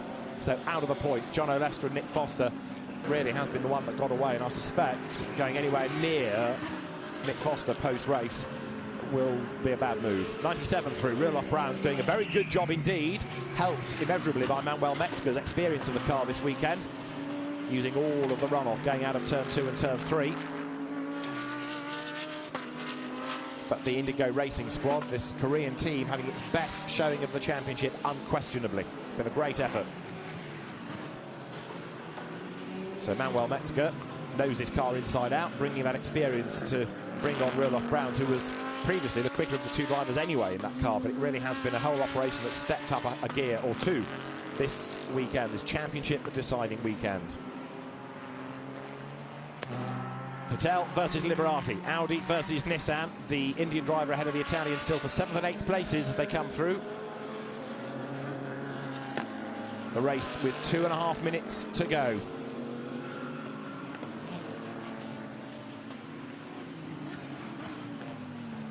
As far as Pro-Am in the race is concerned, it's Anthony Liu ahead of Yuki Taniguchi third. Hiroshi Hamaguchi need to do some calculations post-race and see what that's going to do to the points within Pro-Am.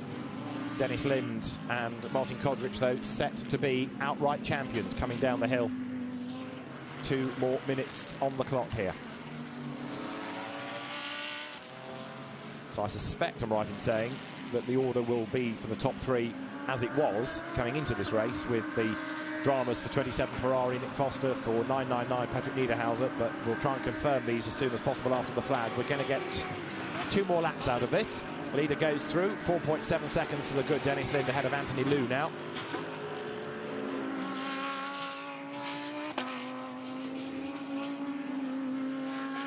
Fastest lap of the race, Raffaele Marciello, but the Mercedes, of course, parked by the side of the road. And again, it's been quite a high mortality rate. Not necessarily because of damage, but unlike yesterday, but through mechanical dramas today. Number 3 pressing on. That is Frankie Cheng. Now, could he get third by the end against Roelof Brown's? Certainly, at the moment, the Audi is looking the quicker. Can that gap come down sufficiently? Let's see. So Frankie Cheng hustles on. He's got a lap and a bit left in which to gain 1 more place. Frankie Cheng on the podium yesterday with a very rapid Martin Rump. What can they do today? Puff of smoke out of the Mercedes as it runs a little bit wide. Number 19 through. Dennis Lind it is, holding sway. 4.7 seconds clear.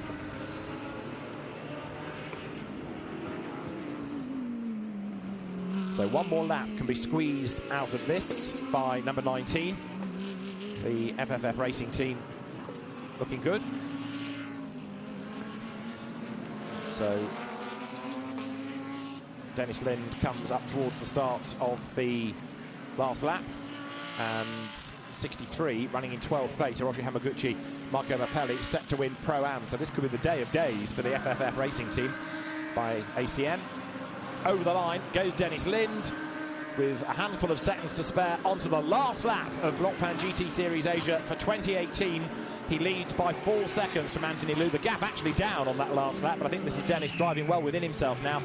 Third is Roelof Bruns, who is 1.7 seconds ahead. He's actually escaped slightly from Frankie Cheng, but Dennis Lind certainly is lifting off, coasting around this last lap seemingly. He'll be hearing perhaps every random noise in the car, hoping against hope that everything now doesn't go against him on this last lap, that everything stays as it should, that he doesn't get a problem like others have hit late race. So he's got half a lap to go, coming now through the run to turn 10 out of the hairpin. Dennis Lind leads the way. Further up the road is Naomi Zhang. And so Lind leads Liu. It's going to be a very good day for FFF Racing team by ACM. What about GT4? 81 BMW leads. Sunako Yukosho it is up front. And second in the class will be Raichiro Otsuka in 666 Mercedes, but that has dropped a long way back because of the 15-second penalty in the pits. But Dennis Lind is at the turn 15 hairpin. He's through the traffic. He's about to become Blancpain GT Series Asia champion, along with Martin Kodrich, as the car comes down the hill then through the last 2 or 3 corners of the lap, and the checkered flag is ready. The second season of Blancpain GT Series Asia has given us another thrilling finish, and it's going to be a race win for Dennis Lind and Martin Kodrich, and a championship win for Dennis Lind and Martin Kodrich. Second across the line, Anthony Liu, and third, right on the tail, Rilof Bruns in the Mercedes, 0.291 of a second, split second and third.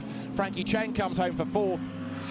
But what an achievement for Dennis Lind and Martin Kodrich, and also FFF Racing Team, because that now wins overall, silver, Pro-Am and the team's championship.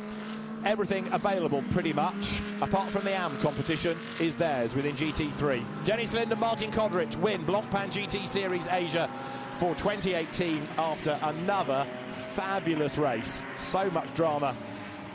We had it on the track, we had it off track with the officials' decisions, but in the end, Dennis Lind scoops another title. Martin Kodrich takes a title as well, and Martin, perhaps the rather overlooked one there. Dennis Lind, very, very quick. He's always proved that.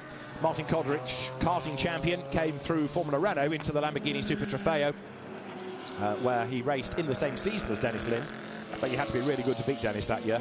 And then he went into the Blancpain GT Series Endurance Cup last year as a Pro-Am Barwell entry. Here is 81. This is Sanako Yokosho, who is on target for a 5th win of the season within the GT4 contest. Heading now up towards the checkered flag, up towards the timing line. And so BMW Team Studi may not have won the championship, but they have won as many races as it's possible to do, pretty much, given the competition. And this will be win number 5 of the season. Only Reinhold Renger with 6 any better. Great effort done by the BMW squad. Over the timing line now goes Yokosho, class win assured. Win number 5 of the season, but they will end the season as the runners-up within the GT4 competition. And so, as the drivers make their way back towards Parc Fermé, the Silver Cup won by Dennis Lind and Martin Kodrich over Nick Foster. The overall standings, of course, also go the way of the Lamborghini drivers, and there is a very happy Dennis Lind savouring the moment as he comes back down towards the pit lane.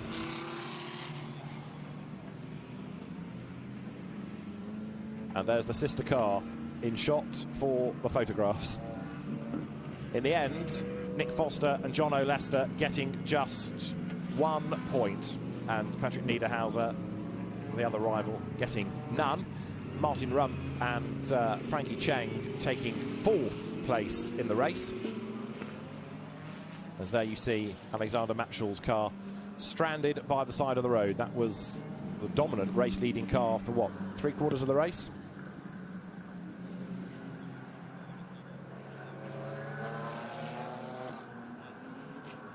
So, although 4th place gives Rump and Cheng 116 points, it doesn't move them up in the order. It means, provisionally, that at the end of Blancpain GT Series Asia, the overall GT3 Drivers' Championship won by Martin Kodrich and Dennis Lind on 170 points from the 141 of Nick Foster. Then 3rd on 123, Patrick Niederhauser, and 4th on 116, Martin Rump and Frankie Cheng, provisionally. And we know that the race officials have got a few drivers and a few teams to see post-race, one of which, of course, is 37, because Alessio Picariello was involved in a few scrapes early on. And number 37 Audi winning Pro-Am on the road, that will end up having to go to the race officials to have the pictures looked at and see whether there's a case to answer for the contact early on. In Parc Fermé, there's a very happy Martin Kodrich, and out clambers fellow champion Dennis Lind. And unlike Dennis normally, a very undemonstrative Dane there. I suspect there might be a few tears inside that Kretsch helmet, understandably, because that is a mighty effort. Well done, Dennis Lind. And the team goes over to celebrate. The FFF Racing Team by ACM, to give it its full title, with Lamborghini driver Andrea Caldarelli having a major part to play in the success this year. But Dennis Lind and Martin Kodrich have done a great job, and Dennis Lind just composing himself, I think. He still hasn't got his crash helmet off as he goes to say thank you to the team, all of whom have had a great effort, great input into a season that has seen this team really step up a gear. So the FFF racing team by ACM, winners of the overall GT3 competition, the Silver Cup, the Pro-Am Championship and the Teams Award as well. And Dennis Lin now with the crash helmet off, I suspect is a very emotional Dane. You could just tell really off the way that it was a slow in-lap, how much that meant to him. And let's try and grab a word. Dennis Lind is there, Martin Kodrich is ready as well. And if Dennis can compose himself for long enough, we might be able to get a few words. Claire is there, and Dennis Lind and Martin Kodrich, our new champions, are with her. Amazing, guys. What a smashing end to the season. Third win of the season. And, of course, if I'm not wrong, the overall champions. Dennis. Ask him first. Don't ask me either. Yeah, it's crazy. I mean, unbelievable. We worked so hard this season. Everyone, all these guys, people from Lamborghini, Dennis and I think it's truly deserved. And, yeah, it's a really special moment. And, yeah, I think we'll remember it forever. Thank you. Couple of more words. I know you're very emotional right now.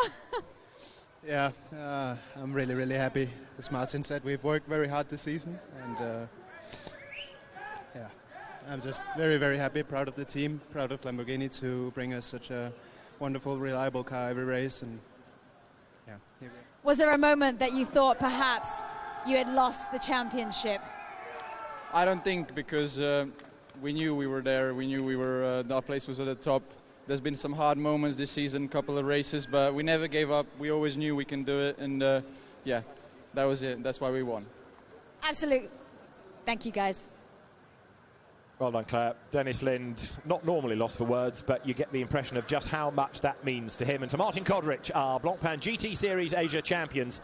And Dennis, who had a really difficult season last year, couldn't really find a full-time ride. He did occasionally appear in this series and in the Super Trofeo Asia, but reminded people of his prowess in the Lamborghini World Finals. But a full deal put together and a really stunning job done by him, by Martin Kodrich, and they end the year as the overall GT3 champions in Blancpain GT Series Asia. The cars in the Parc Fermé area, the drivers now will be taken up to the podium, where we'll have winners as well as champions, of course. And as they make their way to the podium, let's have a look at the highlights of the final round of the championship. A great race, and it began with, on pole position, Raffaele Marciello, but attention on the championship three of Patrick Niederhauser starting fourth alongside the Nick Foster Ferrari, and behind them the Dennis Lin, Martin Kodrich Lamborghini. Martin Kodrich doing the opening stint. Good getaway was made by Marciello, but Niederhauser didn't really make progress early on, and it was only in the first handful of corners that they were able to go racing, because early on contact between the Porsche in the hands of Aidan Reed and the Ferrari of Daisuke Aito meant that they were both damaged and off the road, and the safety car was required. A damaged Ferrari limped to the pit lane, a damaged Porsche was stranded trackside, and just like yesterday's race, it was a long safety car period. The damaged Ferrari, crippled, limped back to the pit lane. Aidan Reed abandoned the Ferrari. When the race got back underway, Raffaele Marciello stormed away. In second place, it was Tim Slade. Battles raged on lower down the order. Marco Mappelli in 63, trying to get him up the order, but also going strongly out of the Fong in number 7, having lost out early on and being squeezed off the road, and then he got squeezed off again and fell back down the pack. But it was looking good, seemingly, for the number 19 Lamborghini. That was well placed, ready for the pit window. Number 27 Ferrari was third, and then off the road ran Patrick Niederhauser, and with rear damage to the Mercedes, he was out of the race and out of the championship battle. More drama between Nissan and Lamborghini off the road, this time at Florian Strauss. The pit window was open. One of the early stoppers was the number 19 Lamborghini, also in early number 17 Porsche to give way to Kyo Chang. Number 911 in for Shea Davis to give way to Sandy Stuvik. And yet to make a stop, number 27 Ferrari was behind number 19 with now Dennis Lind at the wheel. Lind defended, the Ferrari pitted, but not for the full amount of time. It didn't serve the extra 15 seconds required from yesterday's race win. That gave it a stop-go penalty. Dennis Lind, in the meantime, was busy trying to get up past Anthony Liu. He couldn't do it, try as he might. And then when the traffic loomed up the road, that put Anthony Liu off his stride. Dennis Lin very boldly, very bravely made it 3 wide up towards turn 14. He went ahead of Liu and he got past the traffic as well. Brave stuff. And with an extra stop-go penalty being applied for 27 Ferrari, that dropped out of the championship equation. Alexander Matschall, the race leader, suffered mechanical dramas, parked, restarted, parked again. He lost the race, and it gave not only the championship lead, but the race lead to Dennis Lind. Lind and Martin Kodrich on target for win number 3 of the season and to win Blancpain GT Series Asia for 2018. A great effort by the FFF racing team by ACM and by our new champions, Martin Kodrich and Dennis Lind.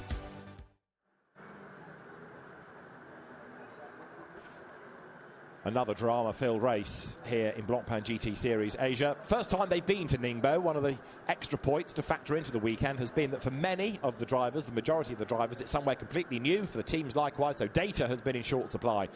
But the field has adapted well, and we've had some excellent races. We are ready then for our final podium of the season.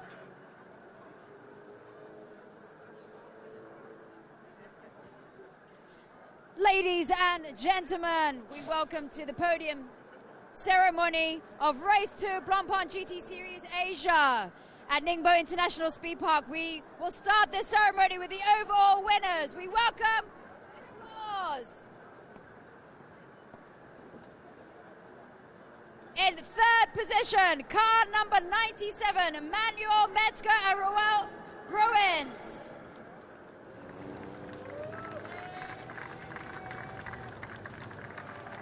In 2nd position, car number 37, Anthony Liu and Alessio Picariello.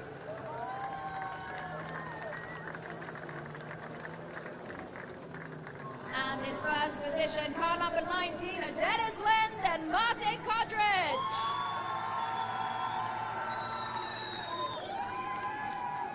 Well done, Martin Kodrich and Dennis Lind, our race winners, our new champions on the top step of the podium. And good variety overall, because you have the winning Lamborghini from Audi, from Mercedes in the overall top 3. And our championship trophies are presented. Chang Liang, the general manager of Dixel China, awards the trophies to the top 3 teams, where you've got the overall champions and you've also got our Pro-Am winners as well.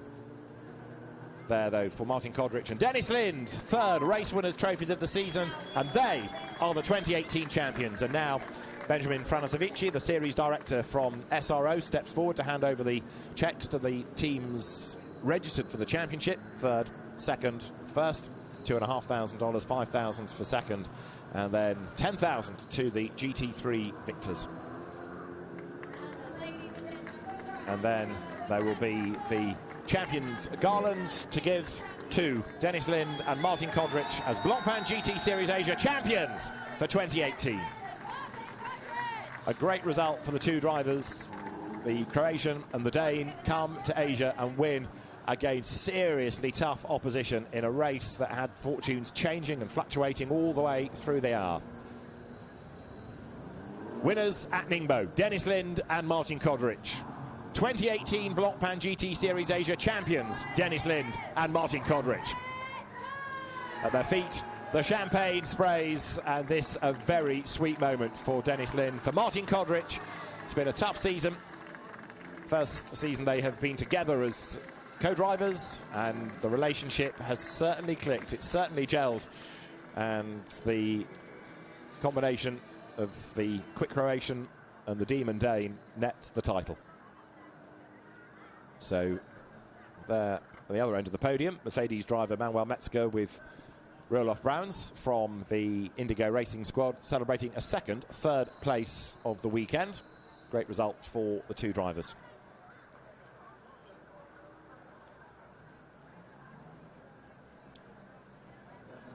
So the overall podium completed. And then there will be the AM and Pro-Am GT3 podium to address next. And that in turn will be followed we have by the GT3 GT4. Pro-Am and AM class ceremony. We welcome with applause for 1st in AM class, number 51, Andrew McPherson and Ben Porter.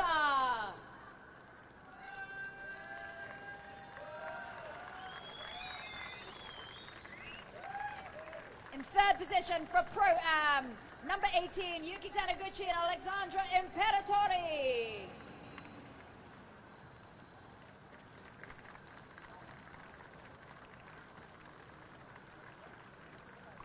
In second position, car number 7, Andrew Kim and Adelie Fong.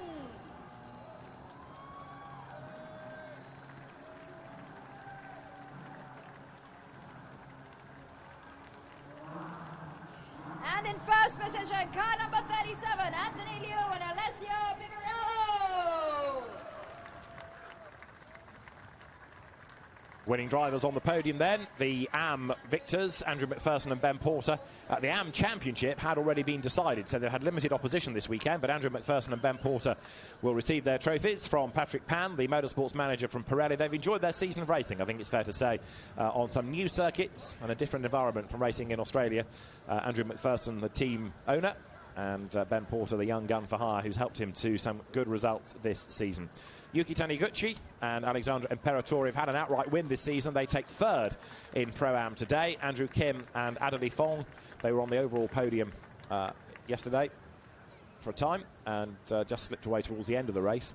But a good result it was nonetheless, and they were good in Pro-Am yesterday. But today it is second in Pro-Am, and our category winners, Anthony Liu and Alessio Picariello. Anthony Liu gets the clock as the lower graded driver within the Pro-Am winning car. The Blancpain clock goes to Anthony Liu. Alessio Picariello stands alongside him, another of the many Europeans carving a very nice niche for himself and a good career racing in this market.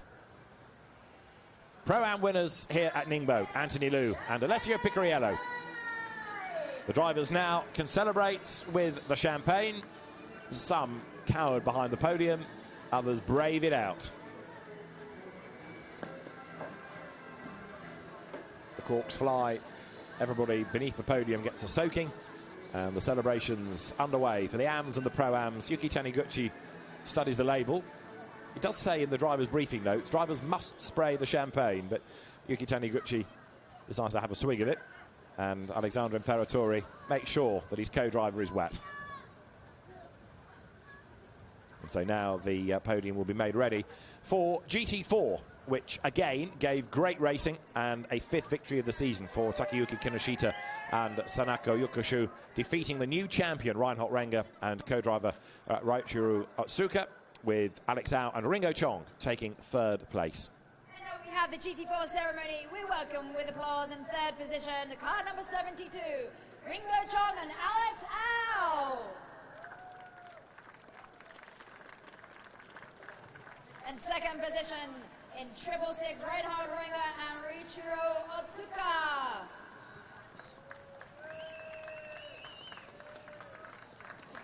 And in 1st position, car number 81, Takayuki Kinoshita, Sanako Jukucha.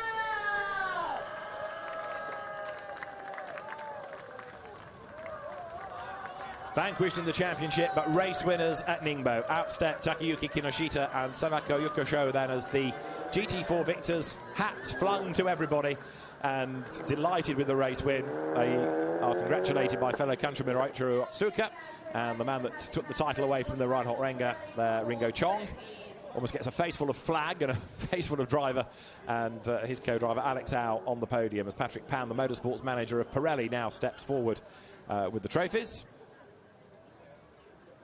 Pirelli rubber, of course, on which everybody runs. There for 2nd place, Raichiro Otsuka, and the GT4 champion, Reinhold Renger. They receive their trophies. And what about the category winners? Takayuki Kinoshita, Sanako Yokoshu receive the awards from Patrick Pan of Pirelli, the motorsports manager from Pirelli. And now Benjamin Franasovici, SRO's series director for Blancpain GT Series Asia, amongst his many commitments. Benjamin steps forward to give the checks. $1,500, $2,500, and then $3,500 to the winners.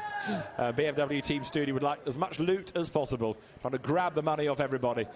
And it goes to show that even if they haven't been able to win the championship, they're still happy with their season's work and happy with that race victory. Well done, Takayuki Kinoshita and Sanako Yokoshu, 5 times winners in GT4 this year. Well done, Reinhold Renger, GT4 champion in Blancpain GT Series Asia for 2018. And now it is time to get busy with the fizz. The champagne is ready for the drivers at the end of Blancpain GT Series Asia for 2018.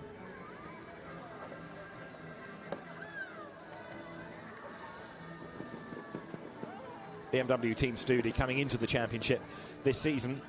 Nobody really knew what to expect when they rocked up at Sepang, and they went away without a victory, but the car had looked decent, it had looked competitive, and then at Buriram it was more competitive, but on home soil at Suzuka, the pole positions and the wins started to fall and fall and fall. 1 win in Suzuka, 2 wins in Fuji, a win in Shanghai, and a win at Ningbo for Kinoshita and Yukosho, proving just how competitive the car has been. Kinoshita, so go driver. They're all smiles then at the end of a great season in GT4. More photographs to be taken.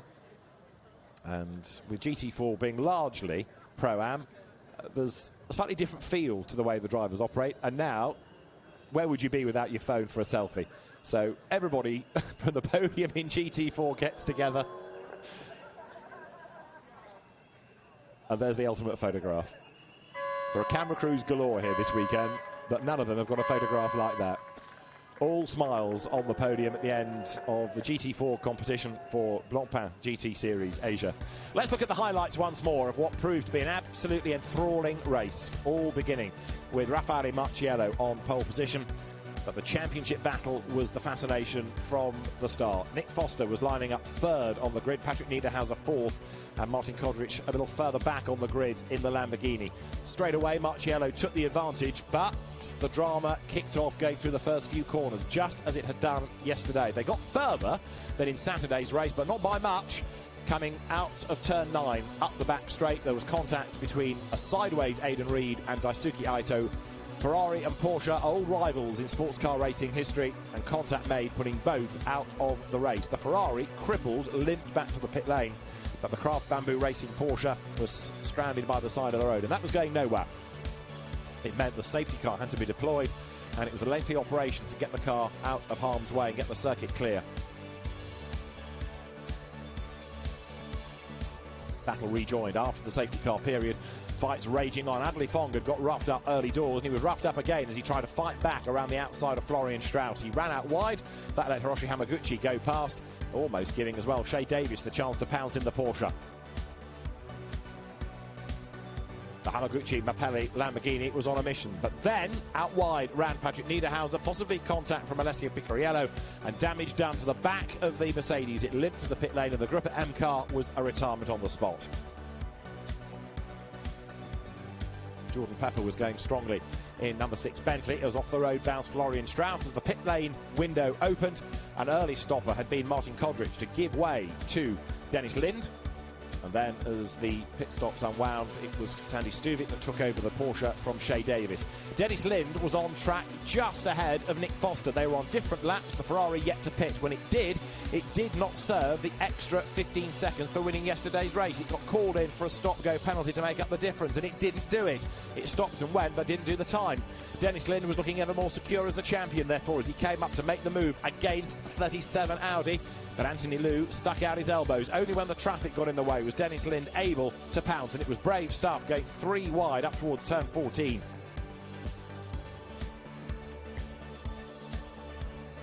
And then the leader, Alexander Matschul, in strife.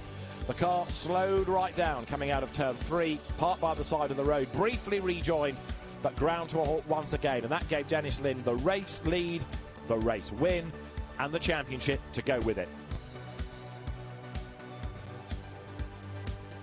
In contrast, because of the extra 2 pit stops number 27 Ferrari had to make, it finished 10th as Dennis Lind and Martin Kodrich took the race win and the championship win ahead of Anthony Liu and Alessio Picariello, and they were just 0.291 of a second up on Manuel Metzger and Roelof Browns in 3rd place.